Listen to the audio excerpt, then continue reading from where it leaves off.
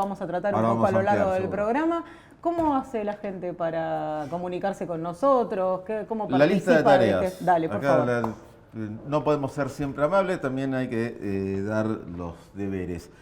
Poner me gusta a esta transmisión, por abajo hay un pulgarcito arriba, lo ponen. Compártanlo, vea que es como una flechita, lo ponen por WhatsApp, por TikTok, por todos los lugares en los que puedan, lo comparten. Se suscriben, abajo dice suscribirse a Canal Abierto, no solo para recibir este programa, sino todas las producciones, las entrevistas, los documentales, todo lo que hacemos de acá, las transmisiones especiales. Se suscriben y van a tenerlas más a mano. Y lo que es también notificaciones. Una vez que se suscriben le aparece la campanita, tiki ahí, para estar siempre al tanto de lo que estamos haciendo. Y obviamente a medida que vaya transcurriendo el programa, si hay algo con lo que están de acuerdo, con lo que no están con lo que están en desacuerdo, algo que quieran preguntar, algo que quieran compartir, lo que sea, acá al costadito aparece el chat y ahí comentan. Y si quieren, estamos haciendo una pregunta. Y siempre Sí. tenemos preguntas Sí. que ustedes nos pueden contestar. En este caso es, ¿por qué un sector de la población sigue confiando en el presidente Milei? Las opciones son 4. Una es que hace las cosas bien, otro que la oposición es peor, otro que no hay otra alternativa y otro que en realidad contradice la pregunta porque dice que ya nadie confía en Milei. Pueden responder acá en el mismo chat de YouTube y si no en Instagram también, donde nos pueden En Instagram seguir. también lo estamos preguntando. Así que en cualquiera de los dos lugares pueden contestar. Canal Abierto en Instagram, Canal Abierto AR en Twitter y Canal Abierto pero separado en Facebook. Bueno, arrancamos con lo que le da Ya te nombre a este parezco todo programa. un troll ahí, ¿no? Con todo, manejando Me gusta todas las... que sepas Además, de memoria cumplo las órdenes, órdenes. Sí, Cumplan todo. las órdenes de Manuel porque... Bueno, de paso, ya que arrancaste, vamos a presentar para los que están Hola. distraídos. Hugo Cachorro Godoy y Claudio Lozano nos acompañan como todos los programas. Y hablemos un poco de cuál es la agenda que se trajeron para esta semana. Manu, ¿qué viste? Bueno, es una agenda vieja, si se quiere, o es nueva porque no ha habido mayores novedades en un año. El sábado fue el 14. Algunos habrán salido a cenar con sus parejas, con sus amados, sus amadas, para festejar el día de San Valentín. Y otros estarán recordando la plata que perdieron hace un año, cuando vieron aquel tuit del presidente de la Nación, Javier Milei, en la que había difundido o había promocionado, no me acuerdo al final, que después dijo, no, yo no promocioné. No promociones, difundí. Difundía, bueno, Sí, en la que difundía... era una diferencia semántica. Una de estas criptoestafa, sabemos ahora que se trataba, pero una criptomoneda que era encima para financiar a pymes Emprendedores argentinas. de la Argentina. Para emprendedores de la Argentina, exactamente. Pero en números, ese dinero que nunca fue emprendedor de la Argentina, se calcula que estamos hablando de unos 280 millones de dólares de inversionistas que pusieron dinero de buena fe porque creyeron en la palabra del presidente que dijo inviertan acá porque es la que va. Y esa plata se fumó en cuestión de minutos, ¿no? Minutos, ¿no? Sí. En la que recordemos que ese tuit además fue condición sine qua non para que esa estafa se pudiera concretar. Porque digo, de estas meme coin, de estas cosas se deben hacer todo el tiempo y ninguna constituye una estafa tan importante. ¿Por qué? Porque acá tenías el presidente de un país que además tuvo la exposición y fue esta revelación recomendando, difundiendo, como Katzo le quieran Sí, el decir. tema es que el código necesario El contrato. para poder invertir en esa criptomoneda, el único que lo dio por primera vez fue Javier Milei. Sí, y hay novedades de este caso a lo largo de este año que medio que en un momento... No tantas. No tantas como debiera, y de hecho el expediente no avanza como debiera en la justicia, pero... Nosotros hicimos la primera presentación, quiero recordarlo. Es cierto. Y lamentablemente quiero recordar también que el fiscal en realidad se hizo cargo del caso cuando era algo como para intervenir sobre computadoras, celulares y demás, tanto en Olivos como en la Casa Rosada, de manera inmediata. Se hizo cargo el fiscal Tayano 30 días después. E impidió que alguien, porque en general cuando un fiscal está de viaje, hay alguien que lo reemplaza. Impidió que lo reemplacen, vino 30 días después y se tomó otros 30 días para tomar definiciones. Luego nos enteramos que su hijo trabajaba junto al jefe de gabinete en aquel momento, Guillermo Franco. Guillermo Franco. Pero digo, la verdad que la lentitud con la que avanza la causa es inversamente proporcional a la magnitud del problema, sobre todo porque está protagonizada por un presidente de la Nación. Sí, yo cuando me refería a novedades me refería a que hace unas semanas Clarín publica un contrato presuntamente firmado por Hayden Davis, que es el que en este momento se indica como el organizador de esta criptoestafa, y el propio presidente Milei, donde además lo nombra a Hayden Davis como asesor del Estado argentino. Esto provoca la ira del presidente, que amenaza a Clarín prácticamente con cerrarlo, y medio que desaparece de las portadas de los diarios el asunto del contrato. Digo, por eso hablo en potencial, Sí. Porque la verdad es que no sabemos demasiado También respecto otro de la dato fuente que o la apareció veracidad. estos días, que el 30 de enero del año pasado, el día que se produce esta reunión, la foto que todos tenemos de Hayden Davis es la que está con Milei, digamos, la imagen que todos tenemos de Hayden Davis es sacada de esa foto.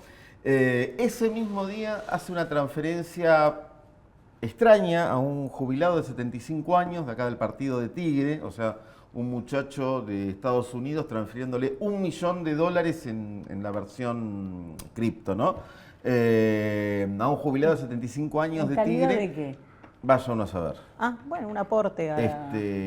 Pero digo, coincide con el día que tiene esta reunión donde se sella un poco este rol que iba La a misma tener. fecha del contrato es la fecha en la cual Novelli, Novelli, la que pata era la pata argenta, en realidad digamos. abre la caja de seguridad en un banco,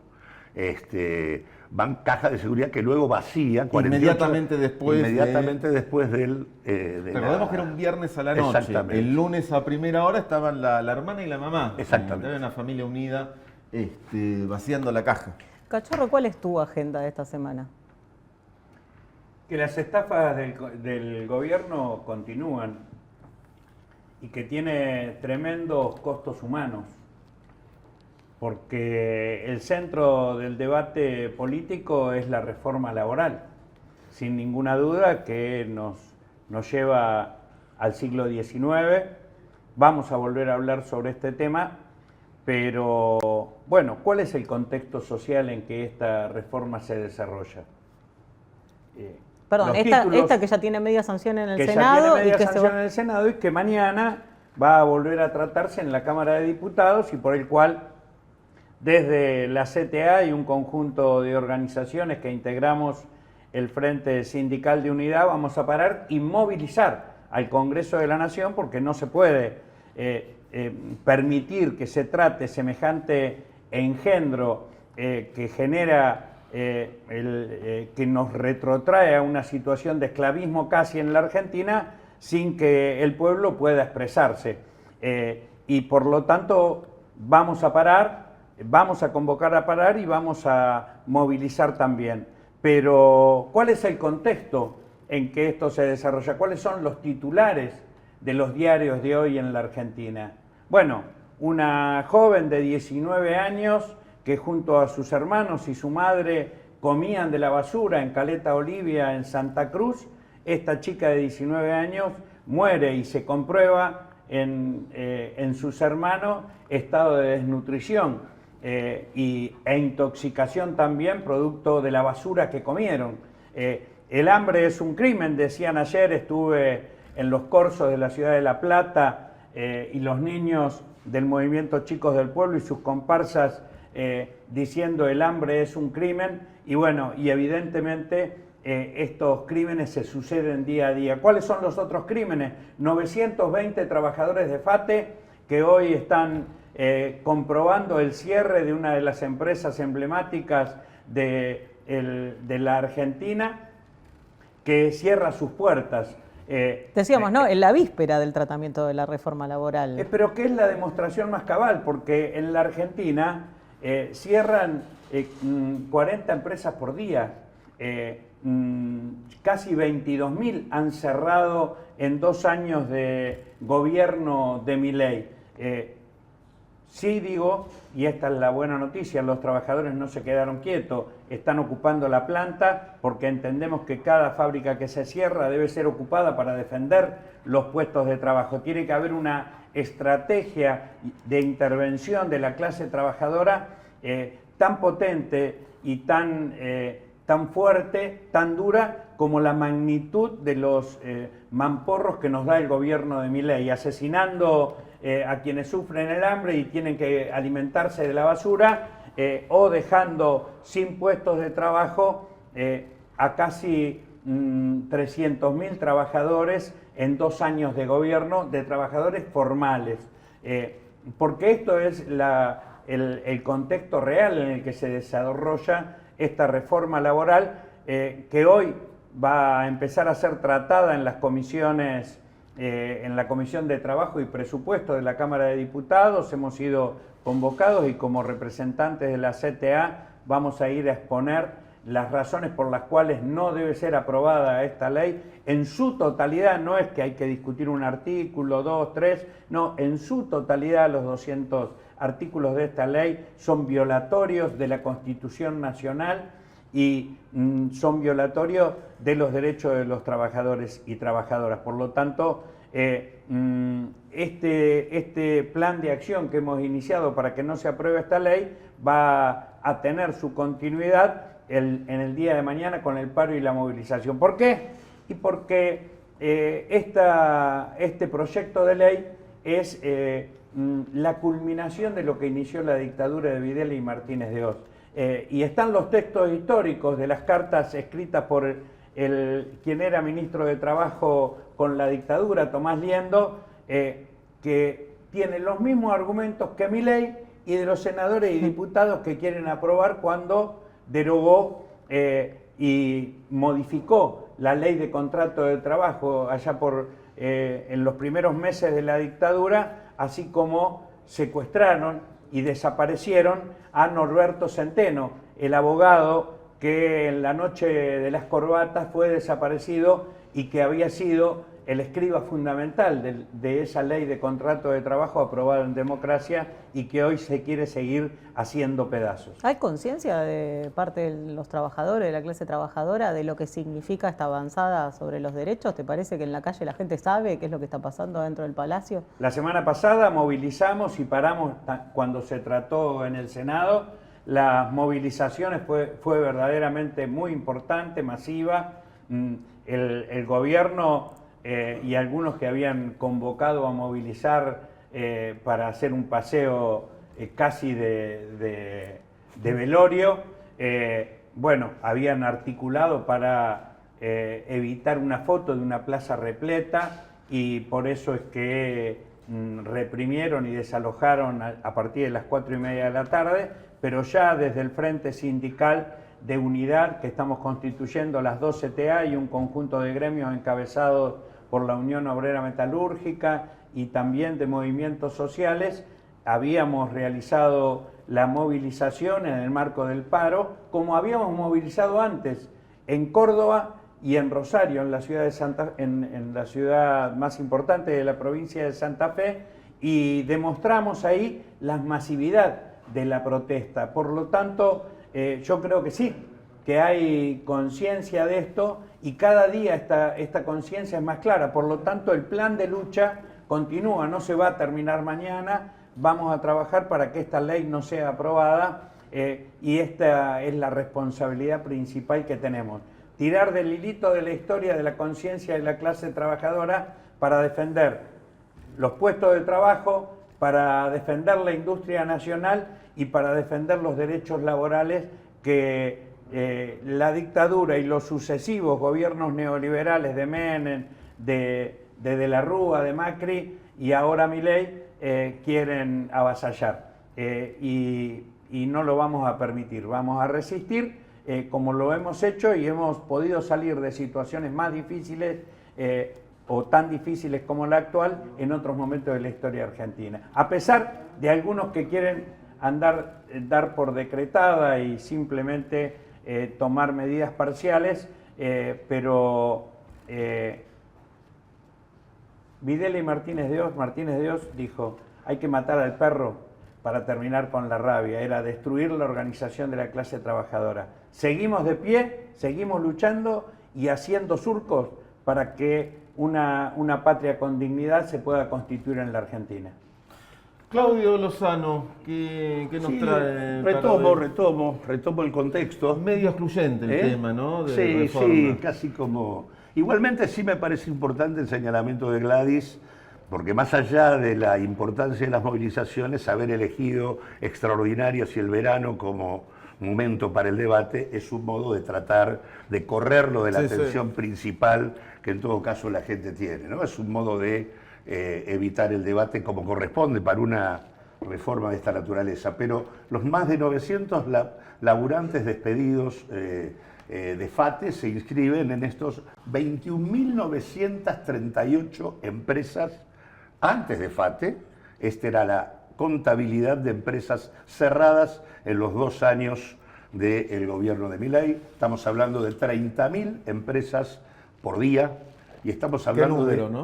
¿Qué número? 30.000 empresas por día, 1.250 empresas por hora. O sea, perdón, cuando terminemos este programa van a haber cerrado unas 1.250 empresas más. Y estamos hablando de 300.000 trabajadores, que son 410 trabajadores por día y 17 por hora. Esto también tiene que ver con la reforma laboral. Podríamos poner un contador escalofriante en pantalla. Porque, Sí. digamos, si uno aplica la lógica de la reforma que hoy se está planteando al momento actual de la Argentina, lo que hace centralmente es facilitar el despido.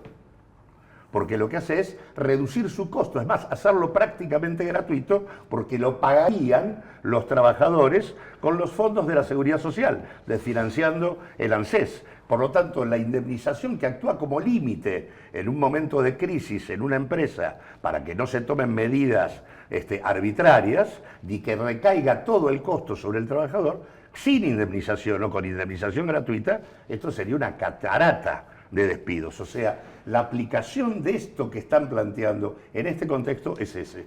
Ahora, es interesante ver que salió en los últimos días los datos de la encuesta permanente de hogares del tercer trimestre del 2025, que desde el Instituto de Pensamiento y Políticas Públicas, que tiene que ver con nuestra fuerza, con Unidad Popular, hacemos normalmente un boletín sociolaboral al respecto. Y lo interesante es que cuando uno mira el mundo laboral de la Argentina, se demuelen los argumentos que sostienen la propuesta oficial de la reforma. La idea de la reforma, la idea que dice hay que flexibilizar el mundo laboral, está sostenida en la idea de que los trabajadores en la Argentina tienen un exceso de derechos. Y por lo tanto hay que bajar un poco esto porque es muy rígido el mundo laboral. Y la verdad que cuando uno mira lo que los propios datos oficiales, públicos, te están dando, es que vos ya tenés en la Argentina una estructura de precarización y de ingresos absolutamente insuficientes que actúan como mecanismo de disciplinamiento social en el mundo laboral. Entonces la reforma no viene a modificar nada, viene a transformar y profundizar lo que es la irregularidad en la I.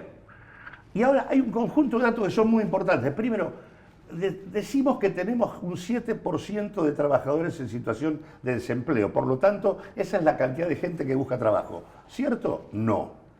La cantidad de gente que busca trabajo es el 22,7% de la población laboral. Prácticamente una cuarta parte de los trabajadores, del total de los trabajadores, buscan laburo todos los días. Perdón, ¿y de dónde sale ese 15% de Eso diferencia? sale de una parte que dice ocupados que siguen demandando empleo dentro de la propia encuesta. O sea, que no les alcanza con un trabajo principal. Porque hay todo un universo de informalidad que en la práctica es una suerte de búsqueda desesperada de tratar de generar algún mango con digamos, changas, rebusques o empleos absolutamente miserables, que por cierto no le permiten a nadie dejar de buscar laburo todos los días. Entonces, en realidad, lo que tenés ahí es un desempleo oculto, claro, que efectivamente no aparece en la tasa de desocupación. Segundo tema, la desocupación en los pibes, en los jóvenes, está en el orden del 17,3% para los pibes entre 18 y 24 años. Digamos, el tema de las horas extras, ¿no? Que es el tema que tenemos ahora dentro de la ley respecto al tema del banco de horas. Hoy en la Argentina 3 de cada 10 trabajadores están sobreocupados, es decir, trabajan más que la jornada laboral formal. Es decir, estamos hablando de 5,5 millones de personas que en realidad trabajan más que lo que la jornada laboral dice. Uno podría decir, bueno, todos estos trabajadores hacen horas extras y esto implica que les pagan lo que corresponde. No, en realidad el ingreso que tienen por hora excedente, por hora extra, es un 24% inferior al promedio de las horas trabajadas por el conjunto de los trabajadores. Es decir, no se cumple ni la jornada laboral ni el pago de horas extras como corresponde. Ya hoy, el banco de horas es un mecanismo que institucionaliza y profundiza algo que ya está ocurriendo. Y de hecho tenemos, ¿cuál es la precarización total? Si uno suma desocupados, si le agrega a los asalariados no registrados, si agrega los cuentapropistas informales, si agrega a los trabajadores familiares o los asalariados contratados, estamos hablando del 50,3% del total de la población laboral. Es decir, los niveles de precariedad en la Argentina superan la mitad de la población laboral total. Y esto se traduce en el tema de los ingresos. Tenemos un ingreso promedio de 925.800 mangos como ingreso promedio laboral en la Argentina. Muy abajo de la canasta. Claro, la canasta de pobreza está en un paro 200. Ahora, los asalariados informales, o sea, los no registrados, tienen un ingreso no de 925, de 553.000 pesos. No llega ni a media canasta. Promedio. No, están casi, te diría, en línea con la canasta de indigencia. Y los cuentapropistas informales tienen ingresos de 454.000 pesos. Y tenemos en ese marco el crecimiento del pluriempleo. Prácticamente 2 millones de personas buscan tener más de un laburo, o tienen ya más de un laburo, más de 2 laburos, para poder llegar a fin de mes. Esto es prácticamente el 12% del total y sobre todo en las mujeres, que son el 14%. Es mayor el pluriempleo a nivel de las mujeres y demás. ¿Cómo llega la gente a fin de mes? Bueno, las estrategias de los hogares. Es un misterio. Las estrategias es, primero, gastando ahorros. Prácticamente el 40% de la gente se está desahorrando. El 16% toma créditos en el sistema financiero. O sea, endeudándose. Endeudándose. Y más del 50% tarjetea. Es otra forma de endeudarse. Exactamente. Y con lo cual, el endeudamiento y el pluriempleo es el modo en que la gente trata de llegar a fin de mes en este mercado absolutamente miserable, al cual esta reforma lo que viene a hacer es legalizar lo clandestino, consolidar un mercado de bajos salarios y de alta rotación y profundizar la desigualdad social. Bien, alentador el panorama. Sí, nos vamos re contentos ahora, esta pequeñísima pausa para volver con, no se vayan de ahí porque esto es muy muy corto y ya volvemos con Beto Quevedo, sociólogo, analista de la opinión pública, para desentrañar esto que venimos preguntando. ¿Por qué la gente sigue bancando a Milei?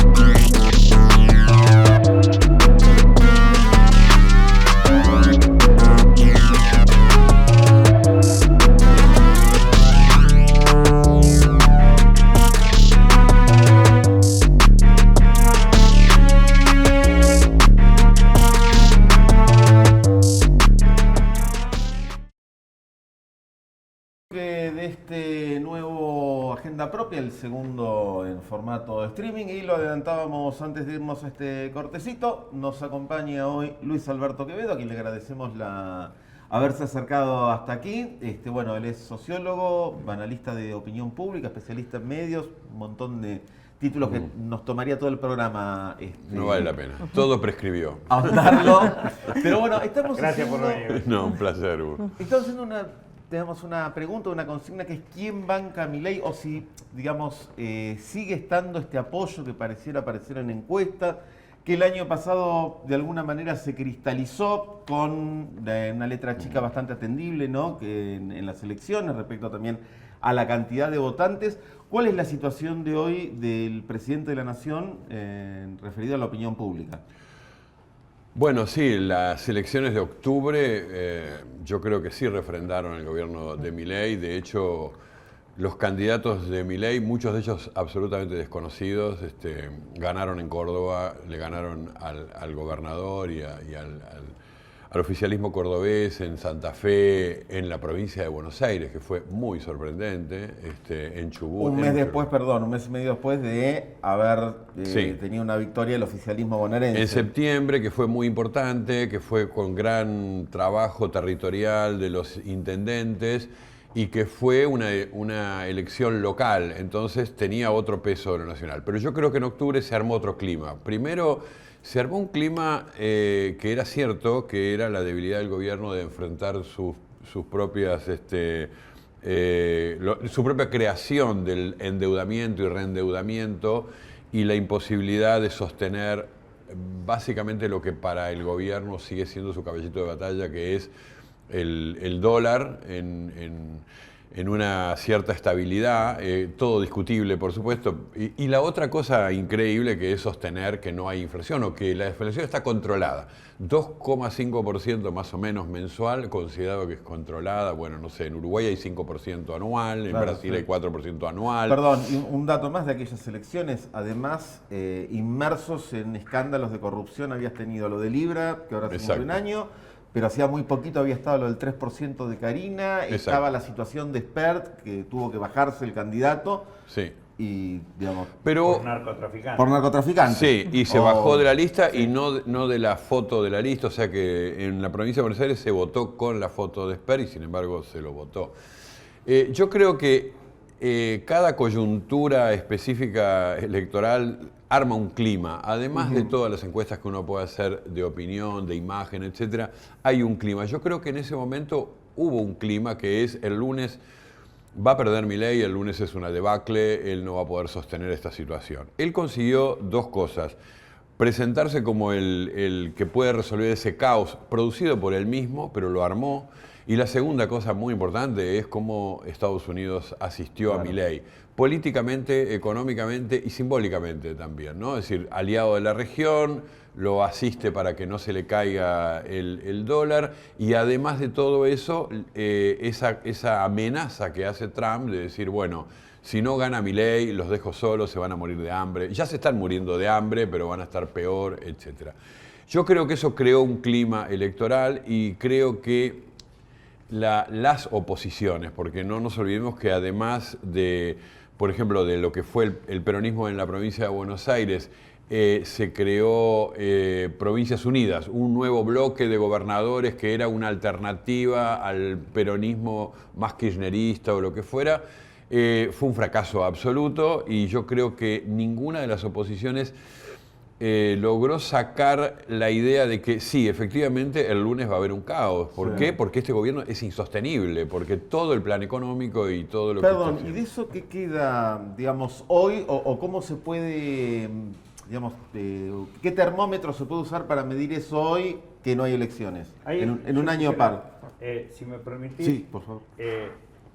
Porque quisiera ampliar un poquito la pregunta, ¿no? Y traerla a este presente. En primer lugar, porque yo creo que, lo hablábamos al principio, esta situación de caos y de caída en las condiciones de vida de nuestra sociedad se expresan día a día. Lo que pasa que de una manera distinta a esa situación que se armó en términos mediáticos en el escenario electoral. hablábamos hoy de las muertes por desnutrición, por comer basura, el cierre de las empresas, la pérdida constante de puestos de trabajo que se sufre como un goteo diario en la vida social. Ahí me parece que hay un componente importante que debemos tener en cuenta también, porque yo creo que, y por otro lado, ahí hay un contraste entre buena parte de la población que no asistió a la votación, un 40%, producto de que de estas desconfianzas en las alternativas que se plantean frente al gobierno, y este presente donde, por otro lado, decíamos, el clima de paro y el clima de movilización que hoy se expresa en buena parte de la clase trabajadora, o en esta decisión de los trabajadores de FATE, ya no de aceptar pasivamente el cierre, sino de ocupar la planta para defender los puestos de trabajo, me parece que está indicando también ciertos contrastes en diversos sectores de nuestra sociedad que también se manifiestan, aunque quizás sin tanto impacto mediático como fue el salvataje de Trump al que vos hacías referencia. Y sí, es una sociedad muy fragmentada, quebrada y que vive realidades distintas. Bueno, Claudio recién decía, el 50% de los trabajadores está en la informalidad. Eso arma un mercado de trabajo diferente en cuanto a las expectativas. Por ejemplo, la reforma laboral, que como decían ustedes, es un retroceso de 100 años en los derechos, que además ahora se ha centrado el debate en el tema de las licencias por enfermedad, pero si uno toma toda la ley, es de punta a punta un retroceso. Es lo que van a sacar. Claro, y si sacan eso queda un horror de pérdida de derechos de los trabajadores, y está, ustedes lo mencionaban también, está el tema del banco de horas, que ya, yo coincido, a mí me parece que hay que señalarlo, ya funciona como tal, pero ahora lo legalizan, lo llevan a ley y entonces permiten apropiarse. Antes se apropiaban del tiempo de trabajo de los trabajadores y reduciendo el salario de la profundización de la explotación. Ahora se apropian del tiempo libre, que es: yo no puedo planificar mi tiempo libre porque puedo ser requerido para trabajar en vez de 8 horas o 9 horas, 10 o 12 horas.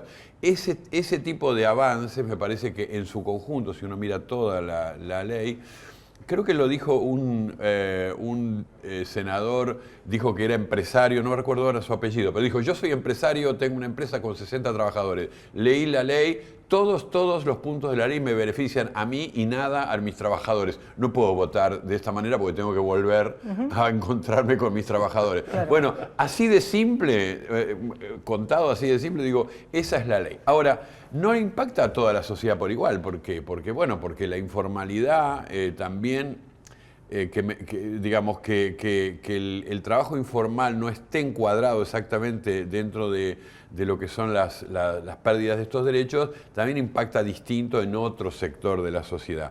Y está también el otro tema que ustedes estaban conversando, que es el tema de la expectativa de la sociedad. Yo creo que, a ver, yo vuelvo a octubre, ¿no?, para llegar a lo que está pasando ahora en febrero. Yo digo, en octubre la sociedad prefirió seguir dándole un crédito a Milei, una parte de la sociedad, siempre es una parte, sí, ¿no? Son 42%. Está bien, pero decir una parte no es lo mismo que decir la sociedad. Es cierto, por eso vuelvo sobre mis palabras y digo una parte. Igual, Hugo, te voy a decir, el 42% de Milei es sumable, el 60 o el 58% no es sumable. Es muy heterogéneo también eso que sería la oposición a Milei, porque ahí hay mucho adentro diferente. Si uno mira cada una de las realidades provinciales, por ejemplo, yo escuchaba a los correntinos que decían, bueno, nosotros le ganamos a Milei. Sí, al otro día estaban gobernando con Milei, para Milei, votando con Milei. O sea que ustedes fueron por fuera de lo que la Libertad Avanza y por dentro del proyecto. Esto también muestra que la suma de los votos de la otra parte, los de Milei son sólidos en ese punto, votaron para que continúe este proyecto. Los otros son muy heterogéneos. A eso me parece que hay que diferenciarlo. Pero yo creo que la sociedad, yo digo siempre, las sociedades no se suicidan, quieren saber dónde está la esperanza, es decir, quieren saber hacia dónde vamos. Yo creo que la oposición en octubre no fue capaz de decirlo eso, no fue capaz de conectar, no crear puentes de credibilidad. No, era más el anuncio de una catástrofe. O sea, no es tanto mérito del oficialismo, sino errores de la oposición, ¿o es un poco y un poco? Un poco y un poco, porque el oficialismo sí creó la idea de que el caos soy yo, es una gran fórmula de la política desde hace muchos siglos, digamos, de la democracia. Pero perdón, pero la oposición también agitó el caos. Exactamente, es decir, anunció el caos, porque lo que dijo es, este plan económico, cosa que yo estoy convencido, no tiene ningún sustento, se va a caer, no es cierto ni la inflación, ni el déficit cero, ni el valor del dólar, ni la reactivación, ni el RIGI trae inversiones. Yo creo todo eso. Ahora, ¿cómo hacemos para que la sociedad tome conciencia de esto? No es fácil eso, y la sociedad no ve vereda enfrente, ve un gobierno que todo el tiempo, a puro acto de gobierno y mentiras, avanza. Igual el bloque que creó Milei es mucho más complejo, porque está la Libertad Avanza, está el PRO, que se sumó prácticamente adentro, lo absorbió. Buena parte del radicalismo está dentro de ese bloque de poder. Están las organizaciones empresariales, porque sin los empresarios callados tampoco se entiende mucho. Uno dice, la industria textil está siendo atacada explícitamente por el gobierno. ¿Y dónde están los empresarios textiles expresándose para defender la producción nacional? En realidad están importando. Es decir, lo que hacen es darse vuelta e importar. ¿Dónde se colocan los grandes medios de comunicación? Ustedes contaron recién el conflicto con Clarín. Es cierto, Clarín le sacó algunas verdades a Milei que lo molestó. Todo es para objeto de negociación. Perdón, al día de hoy Milei sigue con su tuit fijado de hace más de un año de Clarín, la gran mentira argentina. Exactamente. ¿Eso ahí qué lectura se y puede...? Clarín le devuelve... Ese objeto de negociación es una especie de tira y afloje, yo te publico esto, me ofreces algo a cambio y te dejo de publicar, ¿no? Por ejemplo, Clarín tiene todavía en su debe justificar que no es un monopolio, aún con la ley cercenada, etcétera, del gobierno de Cristina, que no es un monopolio haber absorbido a Telecom y tener hoy ese grupo de servicios. Lo que está en discusión ahora es la compra de Telefónica. Y ahora la compra de Ese es el Telefónica que conflicto con quedó, que sería como el último eslabón de decir... Solo queda Clarín. No queda más a nadie, No hay más nada. no hay competencia.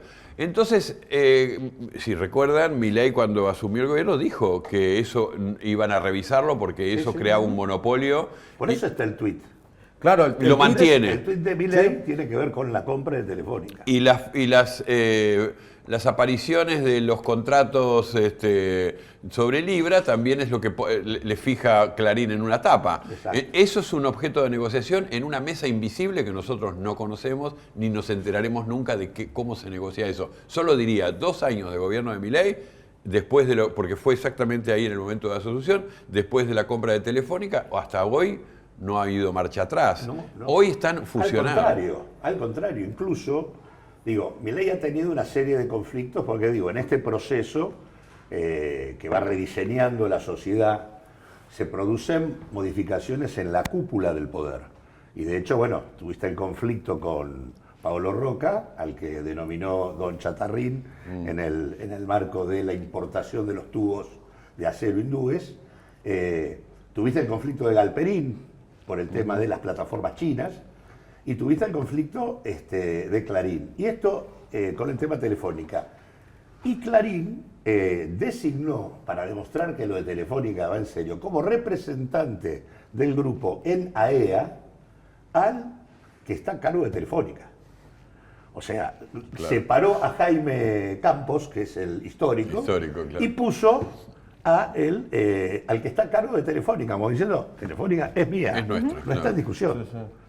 Es Grupo Clarín. Y ahí, permíteme, Claudio, el AEA y la UIA y CAME siguen siendo, y obviamente la sociedad rural, siguen siendo los sostenes y beneficiarios principales de este gobierno, porque hablábamos de la pérdida de millones y millones de pesos en los bolsillos de los trabajadores, 65 millones de pesos para la masa del conjunto de los trabajadores que le han sacado del bolsillo.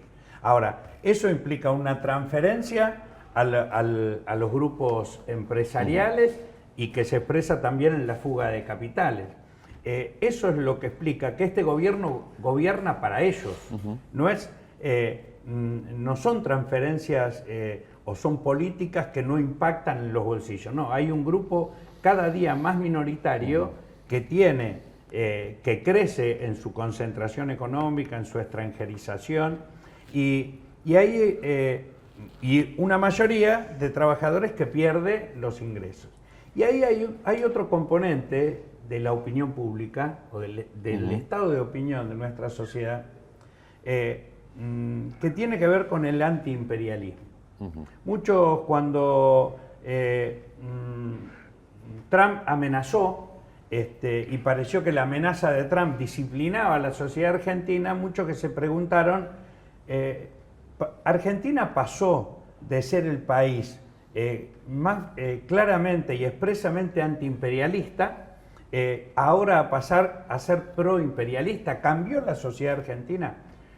Yo creo que no, que el conflicto de Malvinas sigue siendo un símbolo fundamental, que la conciencia sobre la necesidad de un país soberano sigue estando enclavada en la conciencia de la mayoría de nuestro pueblo. Pero esa es mi opinión.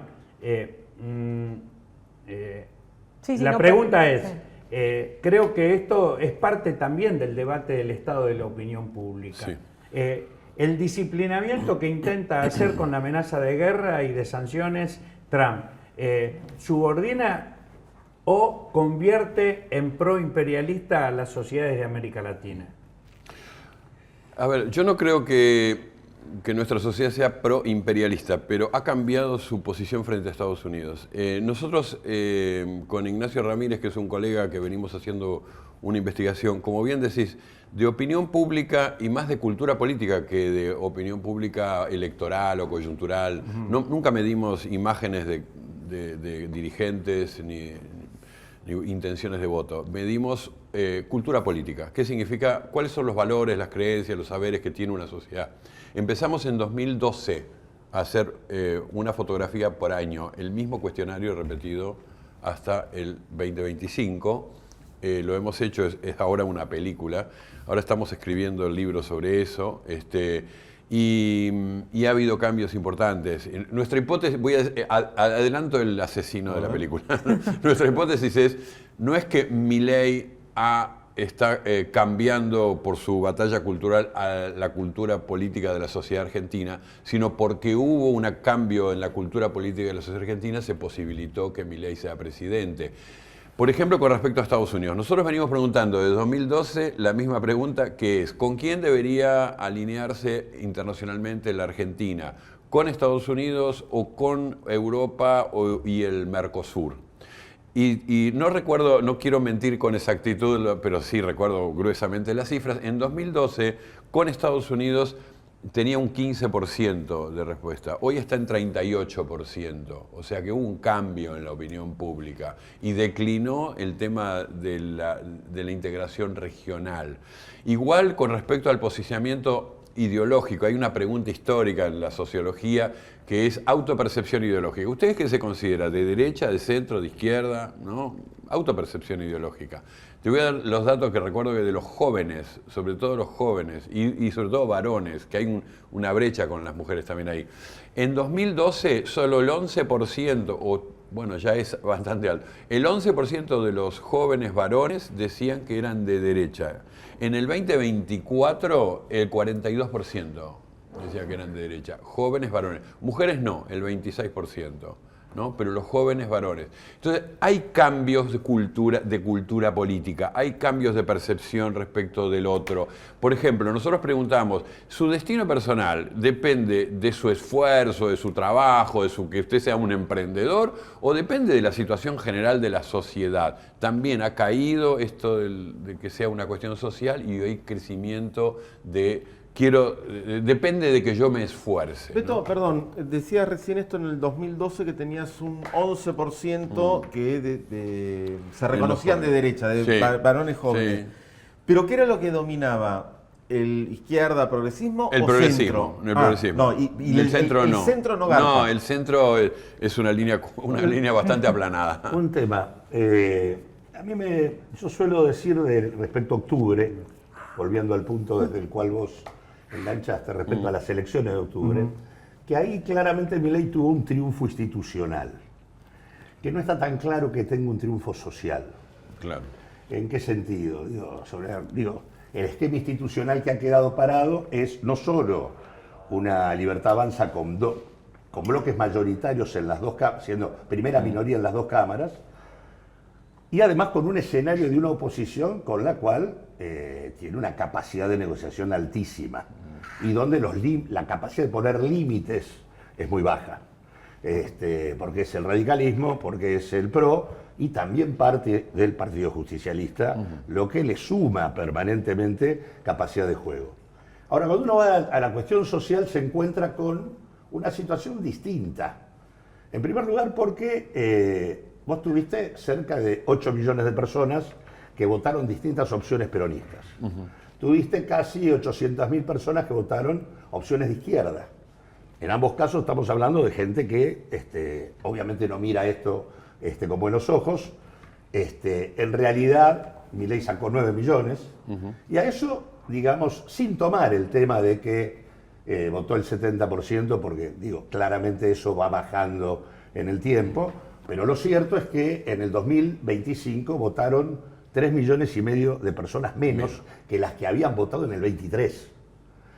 Con lo cual, en realidad, estás hablando de más de 12 millones de personas que, por supuesto, no se pueden juntar.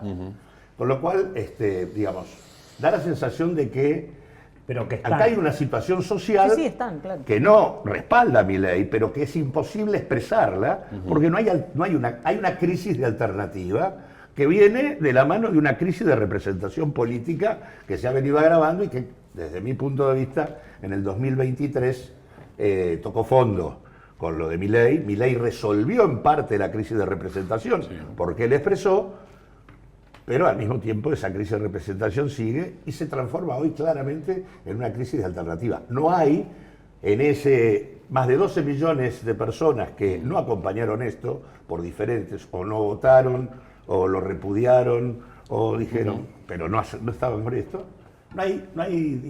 No ven una expectativa.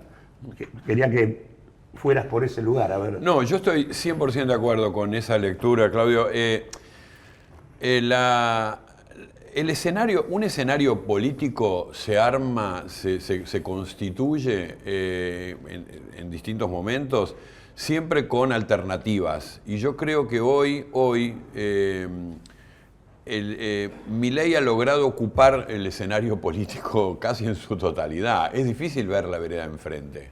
Sí, oposiciones fuertes a las políticas de Milei, en eso sí, pero eso no construye un imaginario de país, un sueño distinto, una alternativa económica, otro bloque de poder. Yo decía recién, Milei armó un bloque de poder, ¿no? Tienen las corporaciones empresariales que son grandes beneficiarias de este modelo, tiene a Estados Unidos, tiene a los medios de comunicación, porque Clarín, así se pelean con Milei, están todos alineados con el sentido común. ¿Justicia? La justicia. Pero fíjate que la justicia, el gran arreglo que ha hecho Milei con la justicia es el silencio, diría yo. La justicia en 2 años no resolvió ninguno de los temas importantes. Recién vos contabas el tema de Libra, pero podríamos decir, todos los casos de corrupción, Andis, todo esto no avanzó. Pero la otra parte, la Suprema Corte de Justicia tiene en sus cajones 30 resoluciones que tiene que tomar sobre lo que las provincias le hicieron como demandas a la nación por incumplimiento con la distribución de los recursos federales. Bueno, no lo resuelve. Entonces, ¿cómo la justicia colabora?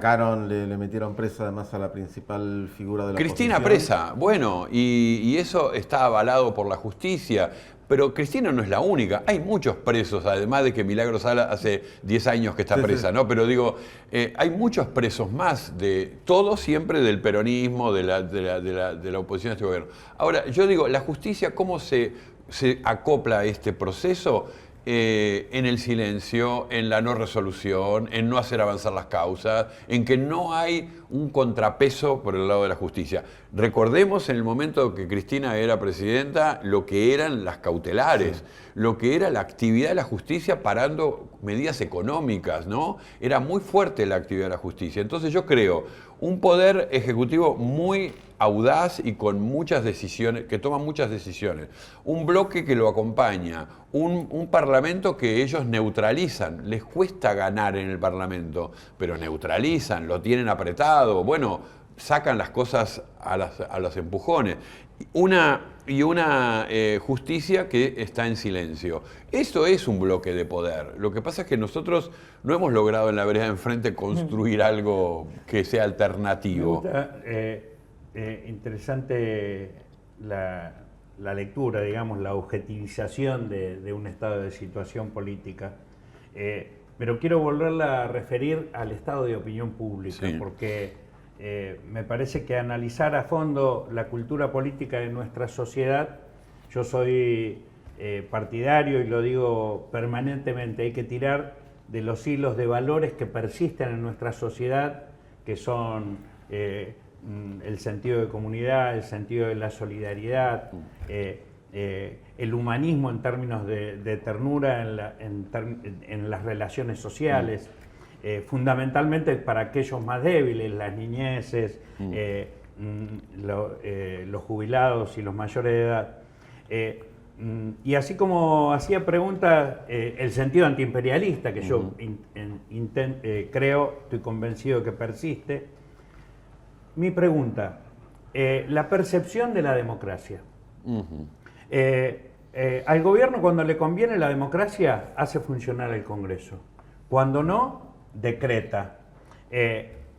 Por ejemplo, grandes deudas de la democracia y del Congreso. No ha tratado el decreto 7023, que es con el que se ha violado la Constitución, y la Corte Suprema tiene una demanda de inconstitucionalidad planteada por el fuero laboral, que ahora es el fuero que se intenta voltear en la reforma laboral y hacer desaparecer. Pero cuando le conviene el despotismo y gobernar por decreto, lo hace. Cuando le conviene cubrir esta apariencia democrática de sostenibilidad, también lo hace, pero cuando la tiene que despreciar, la desprecia, aparentemente sin costo. ¿Cuál es? Es evidente que hay una pérdida del sentido de la eficiencia, la utilidad en función de las necesidades de la sociedad, del funcionamiento de las instituciones democráticas. ¿Hasta qué punto eso impacta en este sentir de la sociedad, en este pensamiento, en esta cultura política de la sociedad, para explicar este contrasentido de que un gobierno neofascista haya emergido por vía democrática en la Argentina después de 40 años de vigencia de democracia? Bueno, es un muy buen punto y yo creo que ahí Milei se suma a una ola global de lo que son las derechas en el mundo, donde están intentando desacoplar el tema de la democracia con los otros temas que tienen que ver con el liberalismo económico, digamos, el que lleva adelante la voz cantante de todo eso sin duda es Donald Trump. Donald Trump está poniendo en duda que haya elecciones de medio término este año en Estados Unidos. Donald Trump está coqueteando con la idea de que este es su primer mandato y va a tener otro mandato. Está rompiendo las reglas internacionales, todas las reglas internacionales que creó Estados Unidos después de la Segunda Guerra Mundial, ¿no? Entonces, la democracia hoy yo creo que es un obstáculo para este capitalismo global de plataformas, tecnológico, etc. Lo han dicho estos que son los cabecillas del capitalismo actual, ¿no? Elon Musk lo ha dicho muchas veces, no son democráticos. Ahora, hay dos cosas con la palabra democracia que vos la distinguiste y que me parece que está muy bien, porque una cosa es la democracia ligada al voto, ¿no? Una idea de que la democracia es el sistema por el cual se eligen representantes efectivamente Milei fue elegido democráticamente. Y después está la otra, que es la idea más republicana de la democracia, que supone un equilibrio de poderes, que supone distribución de los poderes, que supone debate público, que supone instituciones que funcionen, que supone escuchar a la sociedad, etcétera, etcétera. Todo esto es un obstáculo para el desarrollo de este capitalismo que estamos viviendo, el capitalismo financiero, el capitalismo tecnológico, el capitalismo de plataformas. Ellos incluso están rompiendo la idea de los estados-nación. Trump lo hace de manera imperialista. La farsa de cómo hicieron la captura de Maduro, la justicia norteamericana lo declaró culpable de narcoterrorismo. Entonces, como la justicia norteamericana lo necesita para juzgarlo, van a Caracas y lo raptan y se lo llevan. Hay un detalle en eso que no sé si ustedes repararon, que le leyeron sus derechos cuando lo llevaron preso. ¿Por qué? Porque lo están juzgando como si él fuera un ciudadano que vive en Estados Unidos y que le leen los derechos antes de llevarlo ante el juez. Como si eso no fuera una invasión. Con mucha seriedad Como si no sacaron fuera un secuestro. la acusación principal de que el cártel de los soles No existe. existía, no, eso Aquello por lo dejó cual de existir. lo acusaban, Sí, no está. dejó de existir inmediatamente. Entonces, ¿qué quiero decir? El imperio, como vos decís, el imperio está actuando de esa manera. Yo creo que está actuando como un imperio desde la fuerza. Le cuesta mucho actuar como un imperio hegemónico. Hoy Estados Unidos no es hegemónico, porque gramscianamente diría, para la hegemonía se requiere construcción de consensos. Yo creo que en los 90, cuando cae la Unión Soviética y todo eso, se arma sí una hegemonía con consenso. Bueno, no hay dos modelos, no hay socialismo, capitalismo, hay capitalismo. Y el capitalismo es liberal y Estados Unidos es el que manda y Estados Unidos es la cabeza de este ferrocarril que nos lleva al desarrollo económico, etc. Hoy no es así. Hoy China está disputándole el primer lugar en la economía, no en lo militar.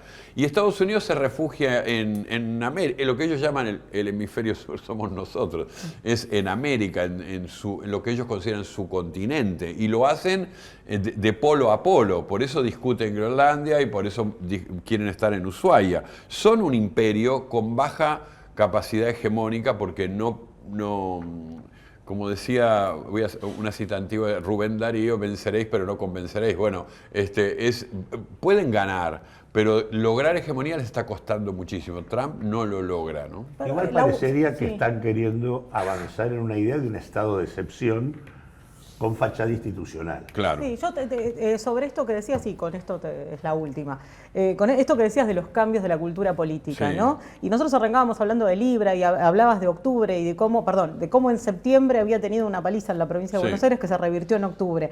En septiembre llegamos con el escándalo de Andis ahí, muy reciente. Estamos viviendo como una suerte de estado de escándalo permanente que hace que ya no tengan asidero, que ya no tengan impacto dentro de la población, donde, por decirlo de una manera, el caos es el nuevo orden, entonces Claro. ya a nadie le importa nada y por eso es que una parte de la población sigue bancando a Milei, volviendo a la pregunta que hacíamos. Yo creo que la fórmula que le funciona a Milei y a otros gobiernos, Milei no es el único, pero a Milei le funciona la fórmula del ruido permanente, no de tener la razón. Milei todo el tiempo está tirando cosas para que la sociedad discuta, para que nos peleemos por cuestiones. Él no le importa que le den la razón a él, lo que le importa es el ruido, le importa Y que se hable de lo que él quiere. y de la agenda que él quiere. Él impone agenda todo el tiempo. Es muy difícil escaparse de... Por ejemplo, vuelvo a decir, la reforma laboral que ustedes la han desglosado en todos sus horrores, diría yo. Hoy nos quieren poner a discutir si el descuento del 50 y el 75% en caso de enfermedad corresponde... Bueno, podemos volver atrás. No, deberíamos volver atrás con toda la reforma. Pero sin embargo nos ponen a discutir eso. Eso es ganar la agenda, no que te den la razón, que hablen de tus temas y que haya muchos temas todo el tiempo puestos por ellos, ¿no? Beto, millón de gracias por haberte acercado, siempre es muy constructivo escucharte. Bueno, un gusto estar acá y acompañarnos en este proyecto.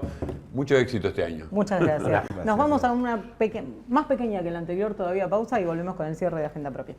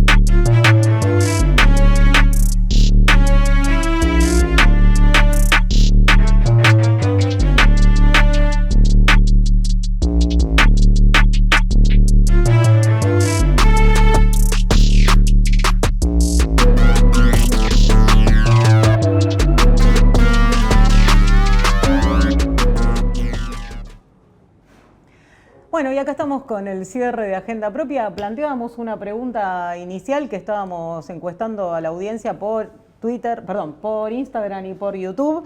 Y antes de leer los resultados hay un par de comentarios, uno es de Ignacio, que dice que en realidad una parte de la población banca a Milei porque la evidencia no modifica la creencia. O sea, esta idea del sesgo de confirmación, o sea que no importa lo que haga, en la medida en la que sigan creyendo, van a seguir creyendo. Y después Sandra dice, si otro gobierno hubiese aumentado la AUH y otros planes sociales 5 veces y te hicieran creer que Estados Unidos de verdad te apadrina y que hay esperanzas de que sin trabajar seas millonario, también lo votarías. ¿Cómo salió la encuesta, Manu? Bien, hay una grieta entre Instagram y YouTube. La gente de Instagram, un 53%, recordemos que la pregunta era por qué hay gente que sigue confiando en Milei. Un 53% de los instagrameros de Canal Abierto dicen que porque odian a la oposición. Un 36% dicen que en realidad ya nadie confía en Milei.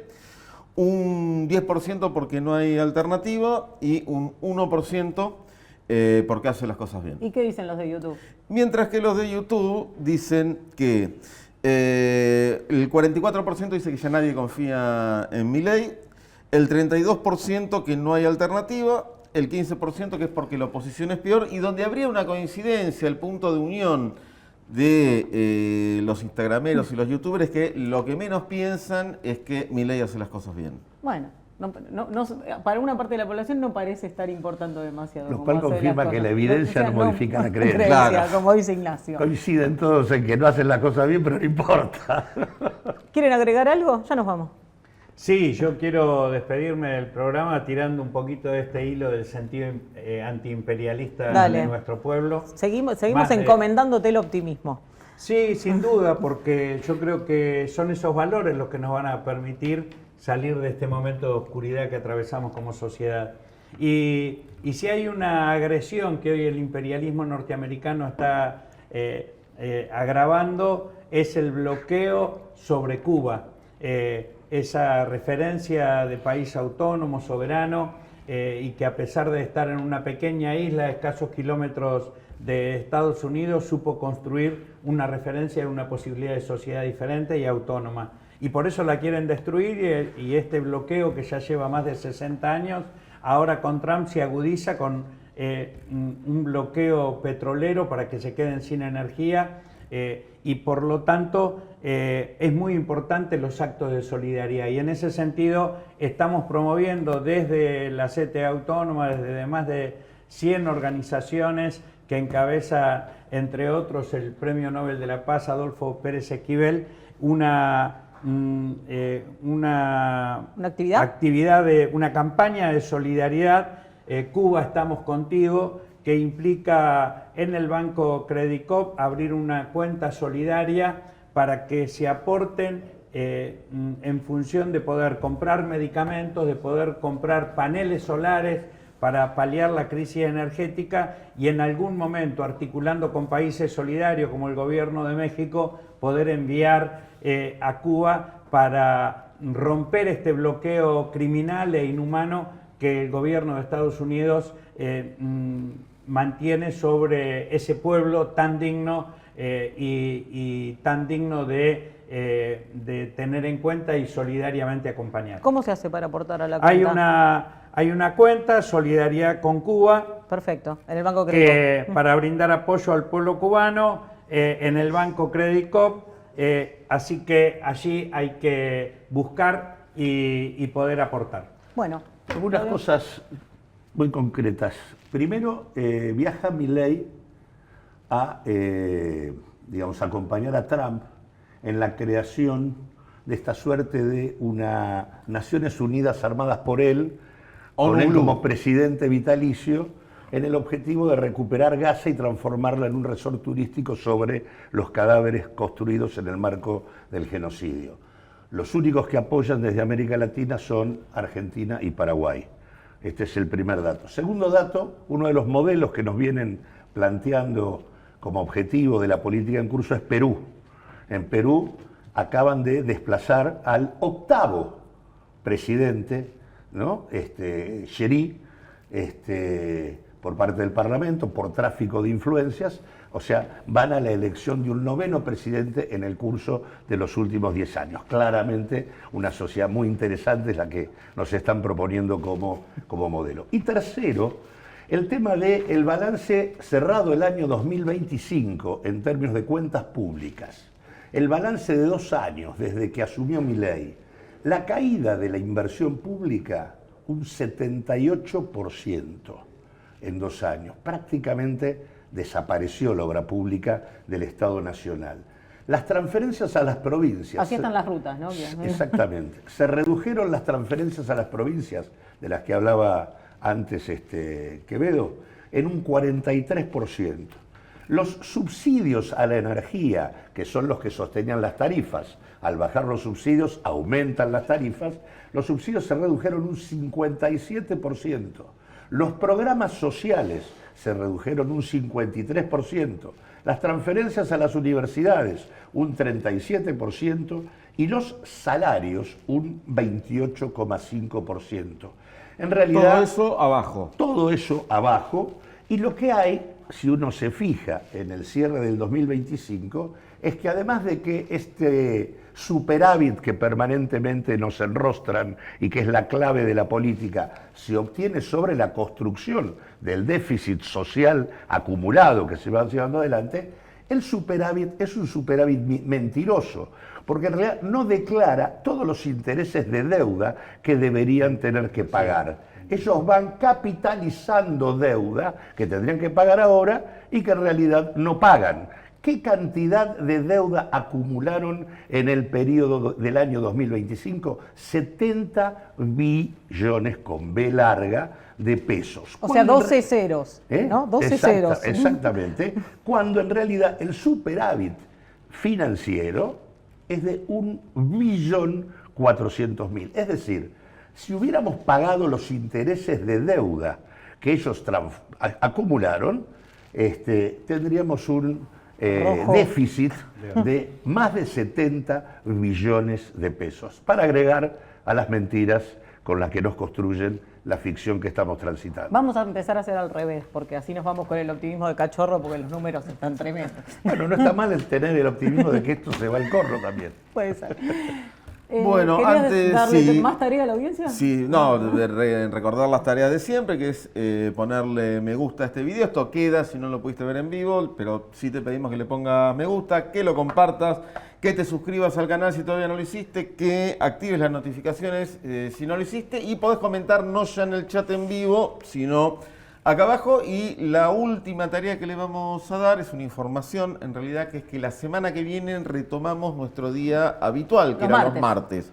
A partir del martes que viene, entonces, no del miércoles, a partir de las 11 de la mañana, en vivo por el canal de YouTube de Canal Abierto. Así que por eso también está bueno lo de estar con la suscripción, la notificación, porque ante cualquier eventualidad de esta, te enterás enseguida. Bueno, entonces nos volvemos a encontrar el próximo martes 24 a y las mañana, 11 a.m. paro nacional. Mañana paro y movilización en todo el país. Hay paro de transporte, ¿no? Los que podamos llegar. Nos movilizamos Nos igual. movilizamos a como de lugar. Perfecto. Mañana, el martes 24, entonces nos volvemos a encontrar acá. Mañana nos encontramos en las calles a las 11 de la mañana. Gracias, Claudio. Gracias, Cachorro. Gracias, Manu. Gracias a la audiencia. Hasta el martes que viene.